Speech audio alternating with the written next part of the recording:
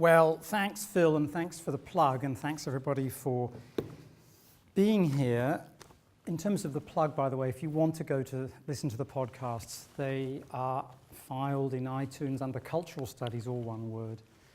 And they're available also as on the web and as applications for Androids and iPhones. And if you want to go to the website, it's just called tobymiller.org.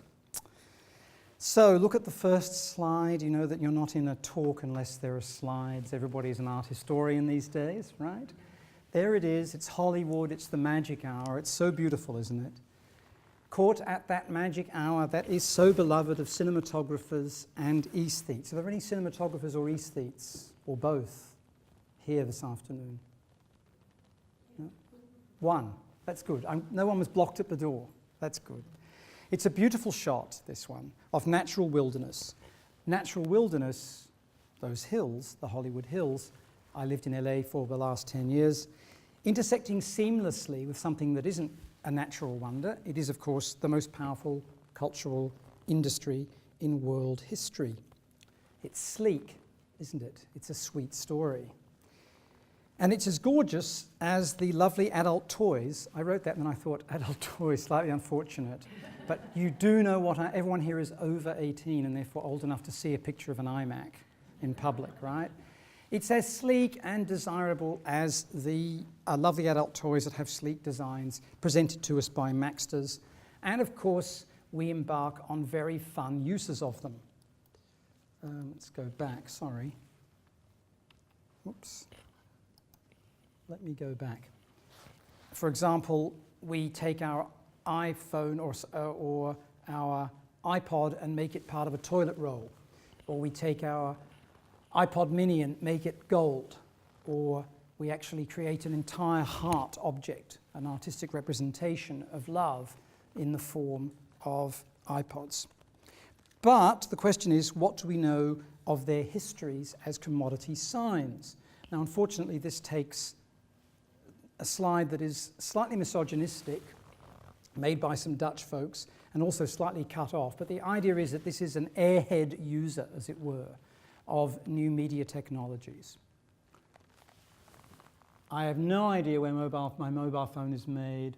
I didn't know that my telephone might have been made by poor people who have to work really hard, by Charlotte, aged 14, presumably a school pupil in Amsterdam. So the question is, how do we distinguish the new media rhetoric of freedom and pleasure that so many of us are used to because of the prevailing ideology of cybertarianism from the reality of oppression and pollution, which is actually what much of these technologies, including ones that I have in my pocket and you have in your purse, are really about? Well, anybody here English? So one of your culture heroes, George Orwell, confronted this 70 years ago. There he is. He was a producer at the BBC, of course, but he also wrote for a leftist publication called Tribune. And this is what Orwell said in 1944. He was acting the grumpy old man. People my age like the idea of being a grumpy old man, even if there's not much of an audience for it. Orwell acted the grumpy old man when he spoke about technical innovations he had seen in his lifetime and the rhetoric associated with them. Do his words resonate today? So I'm going to quote now a paragraph from 1944. Reading recently a batch of rather shallowly optimistic progressive books, I was struck, says Orwell, by the automatic way in which people go on repeating certain phrases which were fashionable before 1914. Two great favourites, he says, were the abolition of distance and the disappearance of frontiers. I do not know how often I've met with the statements that the aeroplane and the radio have abolished distance and all parts of the world are now interdependent. How prescient he was, or then again, how incredibly repetitious are technocentric notions of change. Is anybody already bored? Not even a bit. Okay, well, in case you think you might get bored, whoever catches this gets a free book.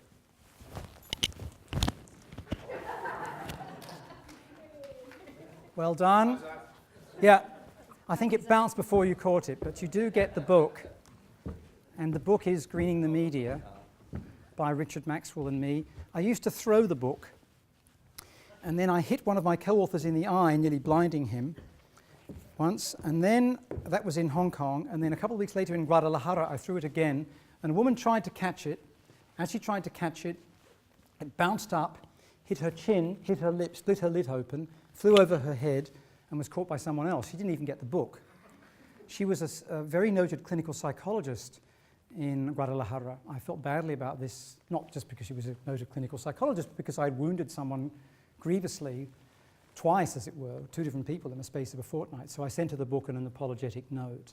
And the people from Guadalajara, who are called Tapatíos, anybody here from Mexico? If you're from Guadalajara, you're called a Tapatío, the same name as the salsa. They gave me this and urged me in future to throw that into audiences.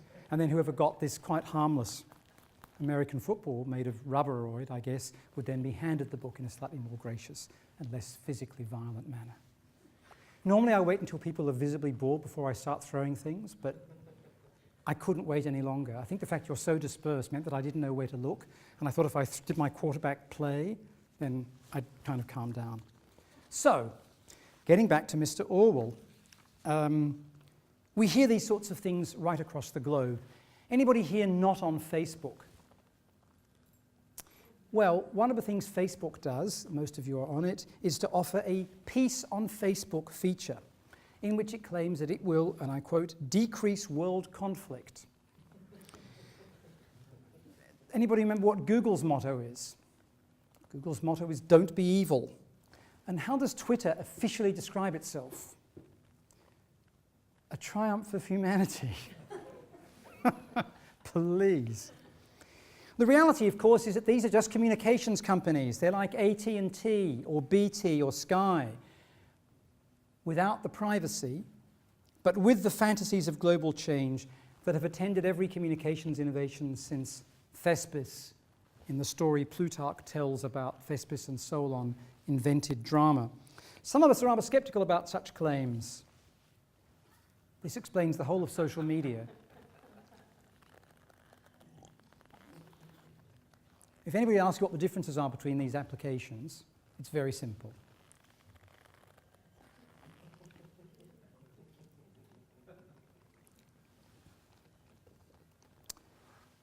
In the book that gentleman just claimed, accidentally without knowing what he was getting, Greening the Media, my co-author Rick Maxwell and I talk a lot about these and related issues in terms of political theory and citizenship and consumption and merchandising and public policy and the labour process and environmental impact, you name it. We also have a monthly column in the US magazine Psychology Today, online, free, where we try to apply these principles for a readership that is a kind of popular, interested in pop psychology style audience. And we've also disseminated our ideas in Clarín, which is the major Argentine newspaper in Buenos Aires for the left, in your very own Negroni, in the Huffington Post, in the New York Times, and so on. So what we try to do in this work is engage three readerships, and that's what I try to do in my scholarship, so does Rick. One, the stakeholders who help set the agenda on the issue of the environmental despoliation of the media, namely social movements in the global south, and their theories and analyses of this issue. Secondly, our other readership we look for is environmental scientists, most of whom working on these topics are either in or from the global south. So the major environmental science done on the impact of the media on the environment is from Nigeria, Mexico, China, India, Brazil. And then the third audience we look for is, in a sense, an interested public. So today what I'm going to do is focus on the relationship between popular media and electronic waste. And I acknowledge, as I showed you by pulling out my wee phone earlier, that I am far from innocent in all of this. I am complicit in it. So, what's the problem? Here's the problem. 15% of the world's residential energy use is dedicated to powering domestic digital technology. And when you add that to the energy it takes to manufacture and distribute these goods, consumption from digital living in the home translates into carbon emissions that are greater than the much demonized aviation industry. According to the International Energy Agency, if usage continues to grow at this rate, residential electricity needed to power digital culture will be 30% of global demand within 10 years, and 45% within 15 years. And as you are doubtless aware, our digital life relies on these things: data centers or server farms. Anybody been outside one or inside one? How did you guys, if you don't mind my asking you both, recognize it? How did you know what it was? And were you told, come in here, this is a server farm? Yeah, you went on a tour? I went on one in Amsterdam, so it's big banks of computers, and it was at that time on the backbones of the internet. But you were being shown it. Shown it. This is the big thing. For people like me, there are some people here of my generation. Three of the things we recognized wherever we grew up were the post office, the telephone exchange, and the electricity station, the power station, right? If you grew up in LA or London or Delhi, you knew where these things were. Very few people know where the server farms are that are powering their lives. They're not public institutions, by and large. They don't tell you what they are. If you get in to see them, that's great. But by and large, they're going up all the time, all over the world. By and large, they're powered almost entirely by carbon-based energy. And by and large, you don't know what they are, who owns them, or what your role is in them. I mean, some of you may know this, but by and large, folks don't. Their energy demand for power and cooling, both getting them going and calming them down, rather like a cup of tea, doubled between 2000 and 2005 worldwide. And during this biggest recession since the Depression, it grew by 56%. 56% since the recession started worldwide. Energy use for powering and cooling the server farms that are in use massively every time you do a search through a search engine, every time you stream a film through an online service. Industrial energy use outside these areas was flat during that period. It didn't increase by 56%, it didn't increase by 1% in manufacturing, in mining, in anything.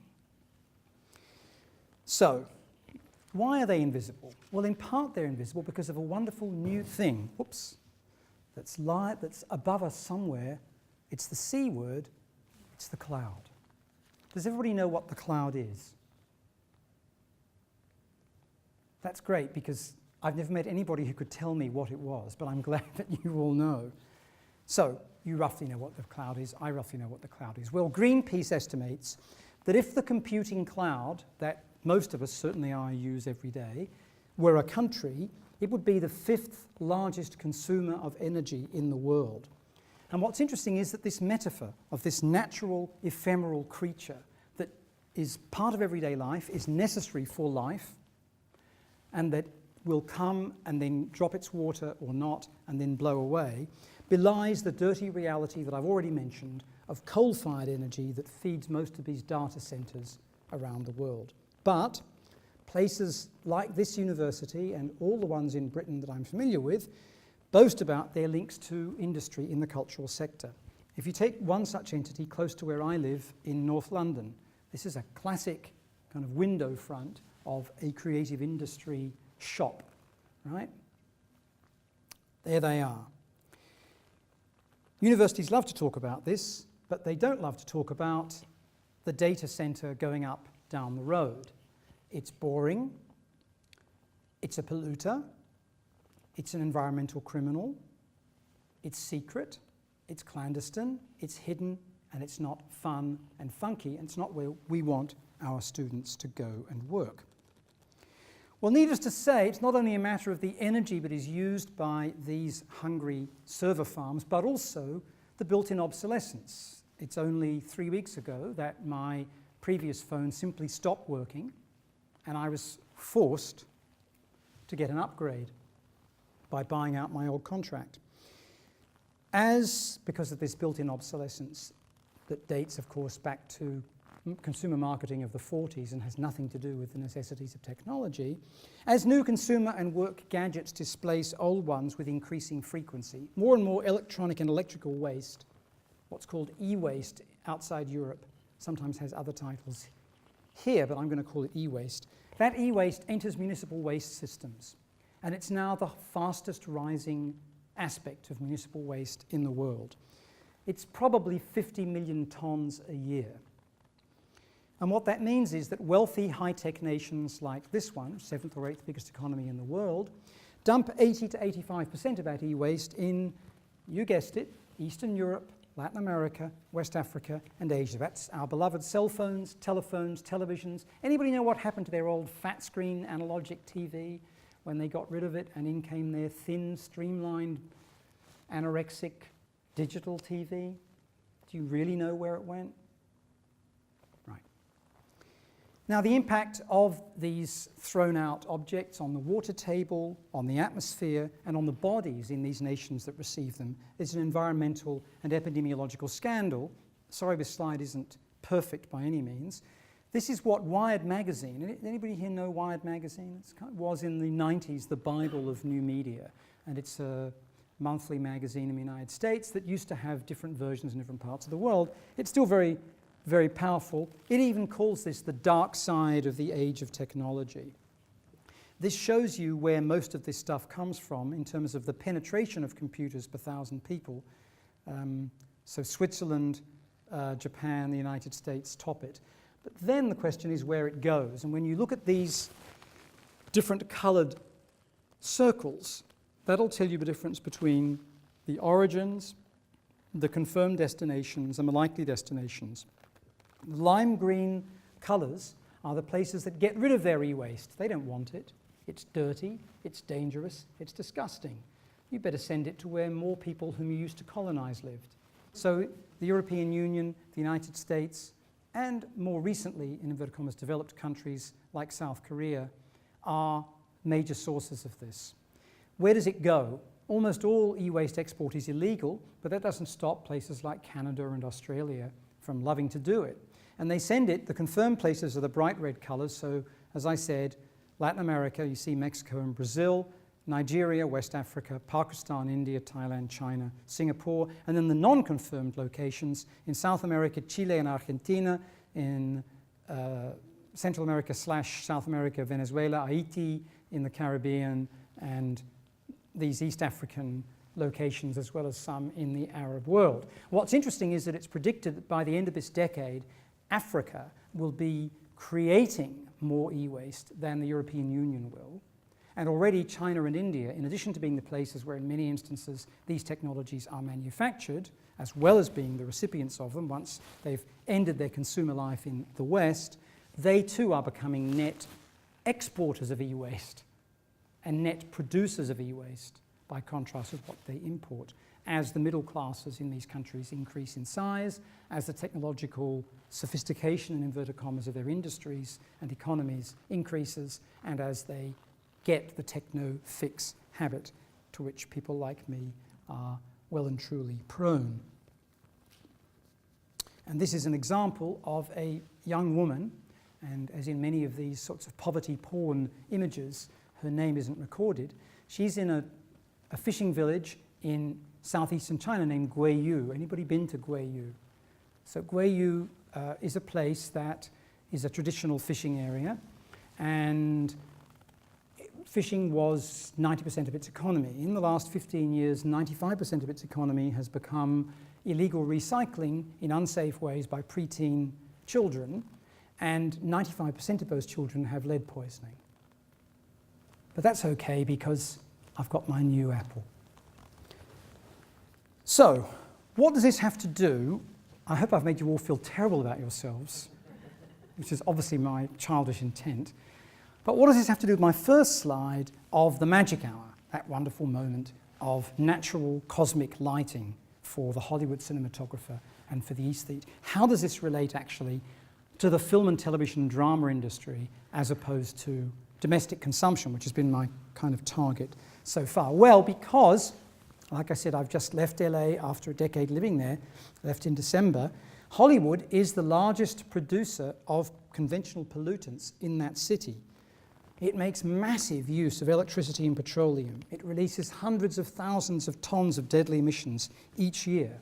And if you take, my, in a sense, home state of California, it's where I moved after New York, as a whole, then film and television-related energy consumption and greenhouse gas emissions, carbon dioxide, methane, nitrous oxide, are equivalent to the semiconductor and aerospace industries. What about the actual production process of movies? Some of you may have worked on them or want to. Did anybody here cry when little Leo turned blue in Titanic? Little Leo blue, no longer breathing, all dead. Who cried? Come on. 1, 2.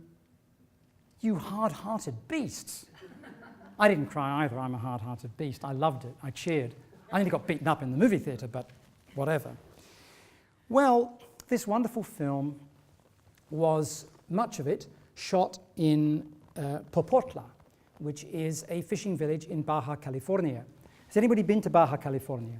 Fox Studios, which helped to make the movie, has, in terms of what you can visit, a facility there where the big tank is, the biggest tank in the world for shooting water scenes, that you can go to in the same way you might visit Disney or Universal or Warner's.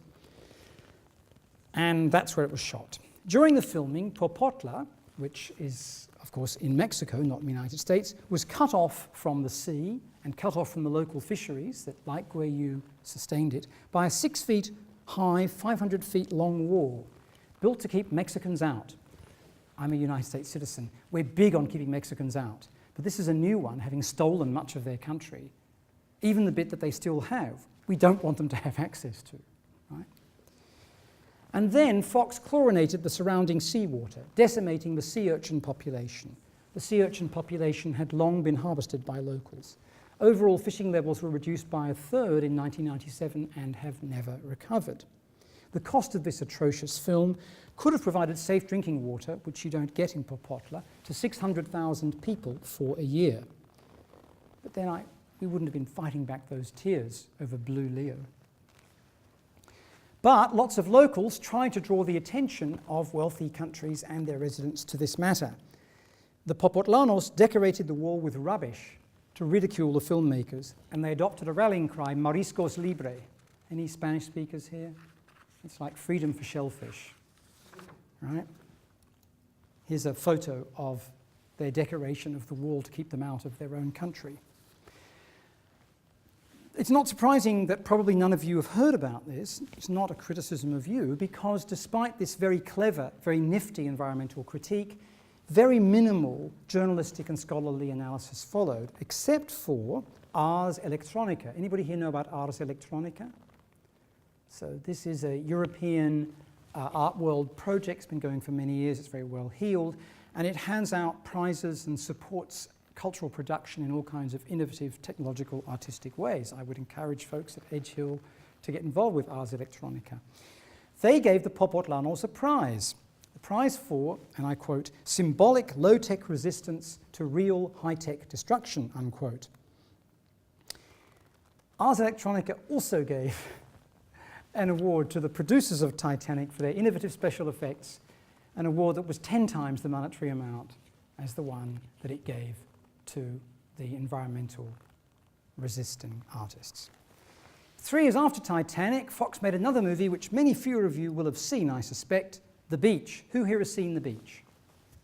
Oh, it's always surprising, 4 or 5. Who actually paid money in a movie theatre to see this? 2. It's good to know. Did you like it? Anybody like it? It's a rotten film. Sorry, miss, what did you think? Your favorite film? Okay, you guys are not talking afterwards, except over a beer, okay, or with supervision. Just quickly, why is it your favorite film and why is it rotten? Mm-hmm.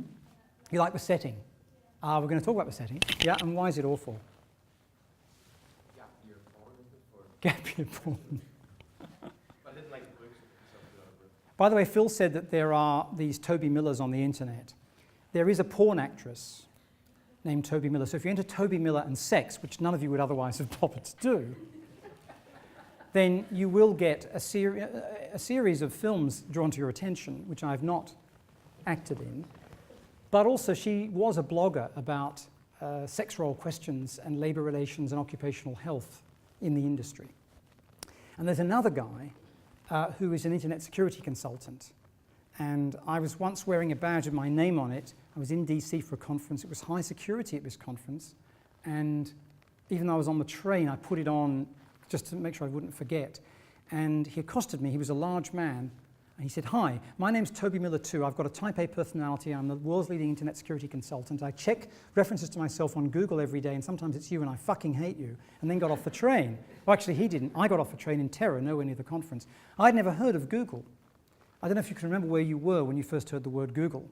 I can, because it was a moment of terror, confronted by a very large version of me with a type A personality and a sense of intense Nietzschean ressentiment. But I digress. Here's the beach then. And this is another chance for the environmentalist Leo, having recovered from turning blue in the tank in Popotla in Baja California, to experience a modern-day Asian Eden that suddenly turns nasty for jaded tourists. The film was shot in a place called Maya Beach in Thailand. Anybody from there or been there? From there? Been there. Before or after the movie? After. Okay. So, it's still part of a national park, I think, yes? I've not been there, I should say. I've been to Thailand, but not to Maya Beach. Well, unfortunately for the Maya Beach residents and Maya Beach in general, the Fox producers decided that it didn't look like Maya Beach. It's a kind of classic Hollywood problem. You go somewhere to film it and you discover it's not authentic. If anybody here teach theories of realism or naturalism? It's a great case for you to work with. So they bulldozed the natural scenery. Let's get rid of this crap. It's not natural enough. We're going to change it. Sand dunes were relocated, flora were rearranged, and a new strip of coconut palms planted in the right way. They had appeared organically in the wrong way. I understand this. And the government was paid off with a donation to the Royal Forestry Department and with what Hollywood also always does, a campaign with the Tourism Authority to twin the release of the motion picture with a notion of bring people to Thailand, thereby sinking and amortizing some costs simultaneously. Well, needless to say, when the next monsoon came after the film, the damaged sand dunes collapsed, their natural defenses against erosion destroyed by Hollywood bulldozers. As with the Popotlanos, the local environmentalists did not take this lying down. Thai pro-democracy and environmental activists protested. But the film's director, anybody know who directed this? It's your very own NHS knight errant. Who is the knight errant of the NHS? Saint Danny, what's his stupid last name? Boyle. Anybody related to Danny Boyle? Good. Your very own NHS knight errant Danny Boyle, who directed this monstrosity, claimed the film was raising environmental consciousness among local population whose appreciation of these things lagged behind US awareness. Boyle also heroically announced his intention to give something back to Thailand, I am quoting here, by hiring Thai apprentices on the movie, but then complained, "We were hauling 300 fucking people around wherever we went, and you know how hard it is to learn Thai names. Every lunchtime was like a Prime Minister's reception." Your very own saintly knight-errant of the British dramatic left.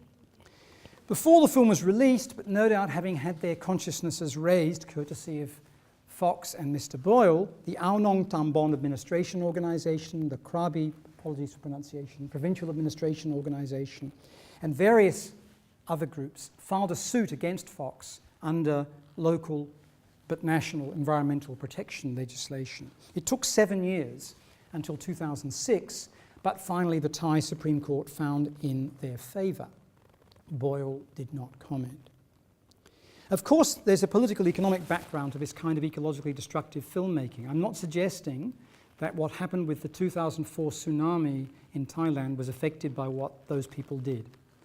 But we all know that one of the reasons why the tsunami was so destructive in parts of Thailand, parts of Sri Lanka, parts of India, was because natural defenses against tsunamis were eroded in concert with structural adjustment policies recommended by the World Bank and the International Monetary Fund, to create lovely ocean beach tourism resorts for wealthy Westerners to come and pleasure themselves, which is why, tragically, and I, of course, am horrified by the loss of life and suffering by tourists as much as anybody else, lots of those very resort places were the ones that were hit, and hence the terrible stories and the accounts that you've encountered, and it's possible some of you may have personal loss or suffering associated with it. The idea is to turn away from subsistence agriculture, to turn away from traditional living, and to turn towards tradable goods and the service industries. So, none of that is all too good. Meanwhile, Leo has not let go of that plank that was keeping him briefly alive in Titanic. Does anybody know what he's doing now? He's taking a year's sabbatical, and as he puts it, to fly around the world to save the environment. So he is flying every week to a different country to raise the consciousness of the fucking people that he and Danny Boyle helped to raise so heroically and epically a decade and a half ago. So all of that looks pretty bad. It looks like environmental celebrities are monsters, Hollywood is full of shitbags, every time you turn on anything you're evil, and there's no hope, there's no way out. Don't worry, I'm a professor of cultural studies. We do hope. We don't do faith, we do a little bit of charity. We're obliged to end with hope, and there is hope. It's very interesting, and it's very contradictory. And for old-fashioned Marxist Foucauldian feminists such as myself, it's very confronting. Anybody remember Daryl Hannah? Movie actress. She won't fly. She travels across train for movie and TV auditions. She's locked herself to the gates of the White House.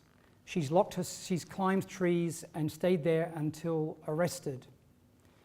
She has made a very, very serious commitment to a large number of important environmental issues. She is trying to fight against the proposed pipeline delivering oil between Canada and the US. She has a very, very serious commitment. And away from that kind of so-called non-violent direct action, in the boring rooms of the men in suits and the women with the power-dressing shoulders, or in your case, no need for them because of the powerlifting life, things are going on that are just as interesting, if not as sexy, as non-violent direct action. Every major studio, just about, now has a green action plan.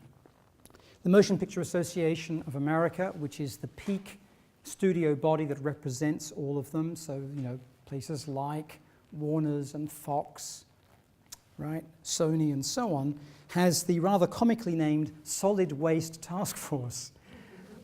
I tried to find a graphic to illustrate Solid Waste Task Force. All I could find was the originating document, but you get the drift, so to speak. The MPAA says that collectively they are now diverting tens of thousands of tons of waste from landfills to recycling and reusing, and therefore preventing the emission of even more greenhouse gases. And what the task force does is to encourage stuff like carpooling, water-based versus volatile compound paints, reusable sets, green construction, cyan optical soundtracks, and so on. They have a best practices guide for green production. And Fox, i.e. News Corp, is vigorously re-examining its environmental record thanks to an unlikely source. Actually, I'm sorry, I've missed a slide here somehow. Yes, there it is. Namely Rupert Murdoch. Rupert Murdoch, he of The Beach, he of Titanic, he of Page 3. In 2007, the Dirty Digger convened a global meeting simultaneously of all his employees right across the world. Tens of thousands of people sitting in theatres like this, where he addressed them, and you can hear this on their website. Anybody here ever work for the Dirty Digger? I write a column for him, but I don't take money for it. Part of that is because they don't offer me any money, but I wouldn't take it anyway. The sole agenda item was to mention this thing, the Global Energy Initiative, with the white hand clutching the globe. The Global Energy Initiative, or GEI, was designed in 2007 to turn Fox's annual carbon footprint, 650,000 tonnes, into zero by reducing energy use, by employing renewables, by buying carbon offsets. And you can hear this monster say, if we are to connect with our audiences on this issue, we must first get our own house in order, and climate change poses clear catastrophic threats. Now don't forget, this is a man who in his public statements claims climate change is bogus science, who runs an entire, very influential television network in the United States that is dedicated to the denial of climate science. But also don't forget that that station, Fox News Channel, operates from the greenest television studio in the world. By contrast with NBC, which until recently was owned by the world's second biggest polluter after the Pentagon, General Electric, and which once a year has a turn off your power for an hour, don't watch television for an hour event, massively promoted, and has the dirtiest carbon-fired television studio in New York. Who here used to watch 24? Anybody watch 24? Okay, so you know what it was. It had Stoner, remember Stoner Sutherland? Kiefer in 24, highest paid TV actor in the world. 2001 to 2009, after CSI Miami, most popular television program in the world. It's run by a bunch of vigilante, vicious, right-wing, crazy, Nazi, fascist Republicans. And it's the first carbon-neutral primetime television drama on network television in United States history. They're all dedicated to being green, with offsets calculated against all the things, you know, when they blow up LA, they blow up New York, they have car chases, they have air travel, they have coal-generated electricity. As much as possible, they use wind and solar power from the Pacific Northwest and LA, and they buy offsets. And of course, one can criticize offsets easily. Funnily enough, the Global Energy Initiative of Fox, which got a fair bit of coverage, was completely left uncovered by Fox News Channel. Doesn't suit their targeting. Their demographic that they're targeting. Anybody watch Fox News Channel regularly or at all? Right? Okay, so this is something you would never get on produced in British media. It's so far out there in terms of its right-wing craziness.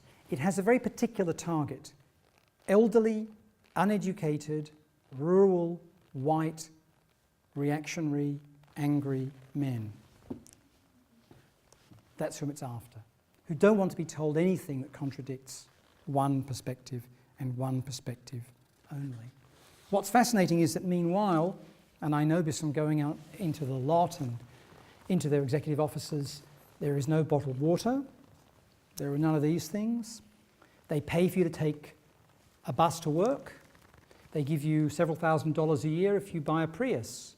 Any employee, Prius, you know, which is a hybrid car, as you probably know, Toyota, any employee, any part of the organization.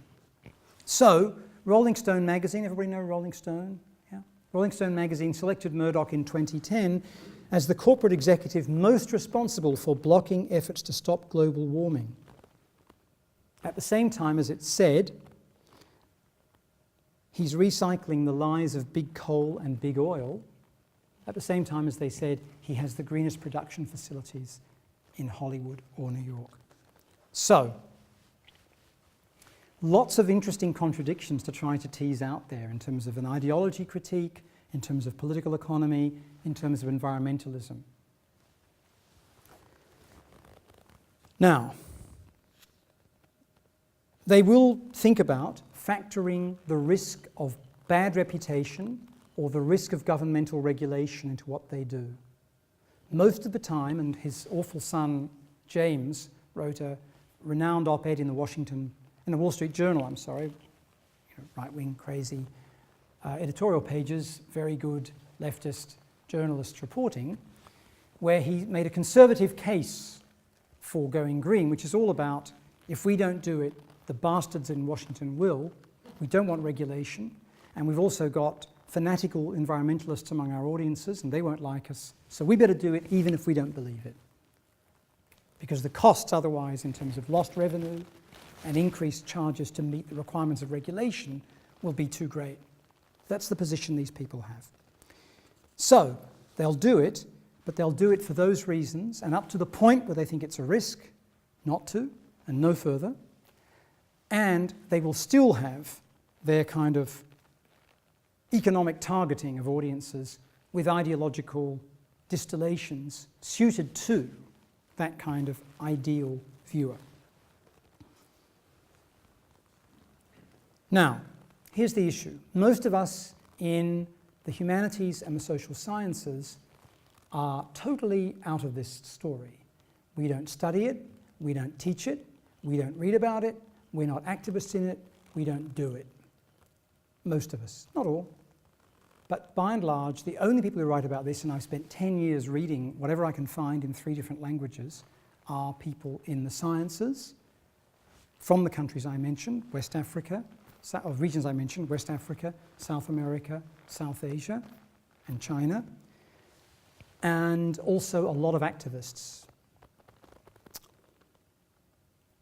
There are lots of activists in the global south and among first world activist groups who are really working hard to draw our attention to such issues, both with the actual activities they embark on, but also with the reports they write.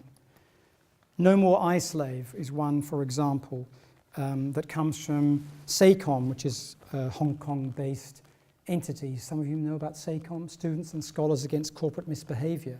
They're the ones who really blew the lid on Foxconn. People know about Foxconn?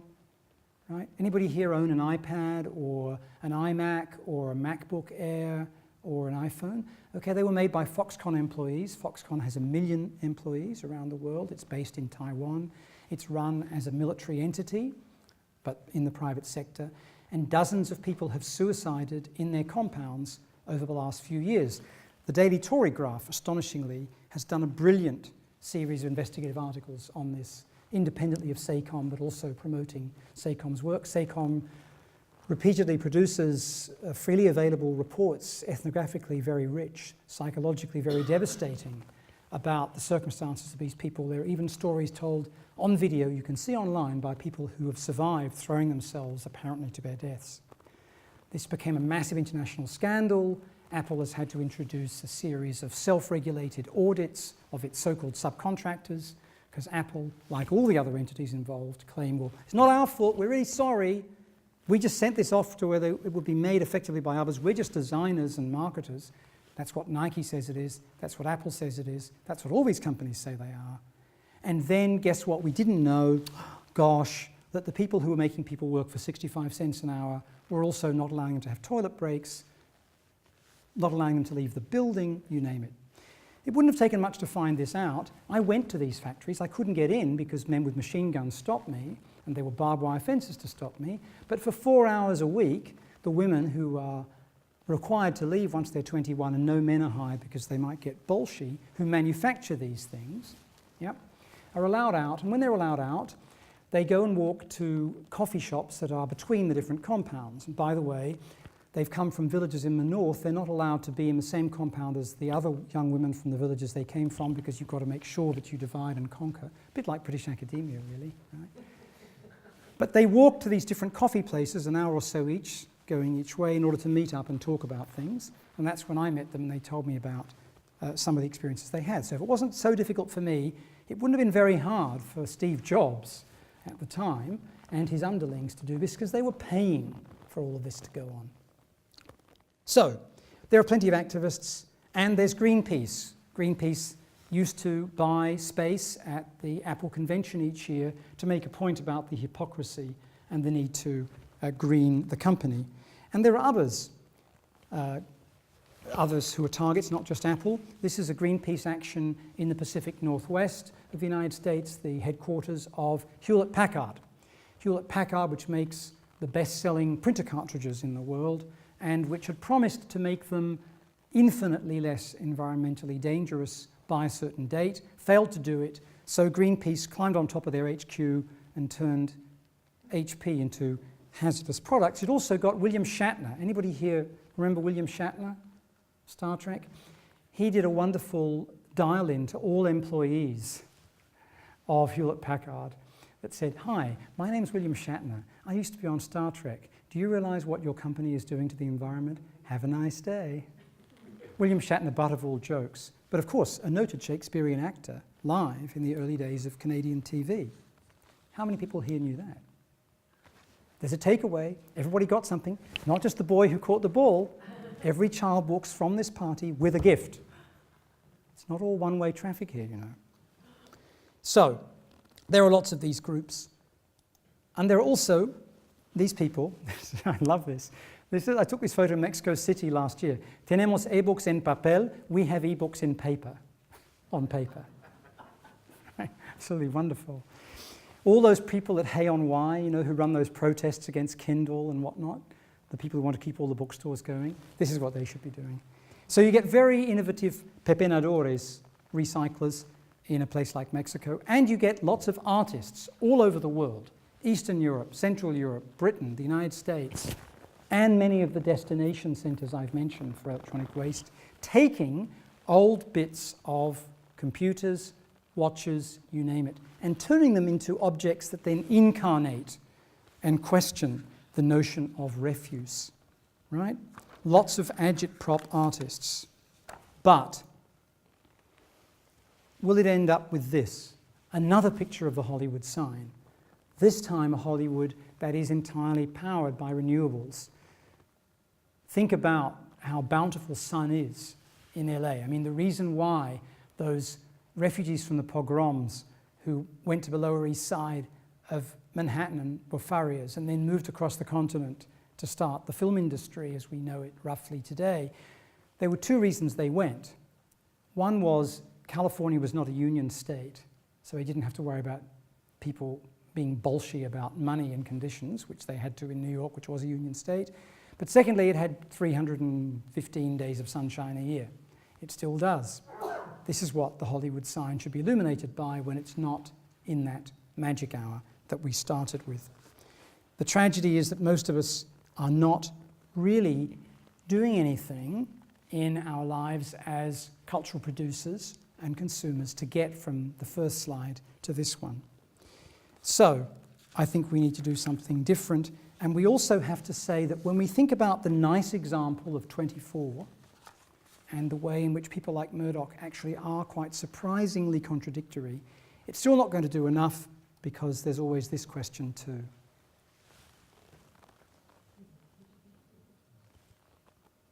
Which was on these kinds of Stobie polls all over the English-speaking world in the years after the beginning of the economic crisis from which we've not yet emerged. Dear capitalism, it's not you, it's us. In other words, it's always the fault of the, pardon me, consumer or worker. Just kidding, it's you. So thanks for that, and please, if you've got any questions or comments, they'd be very welcome.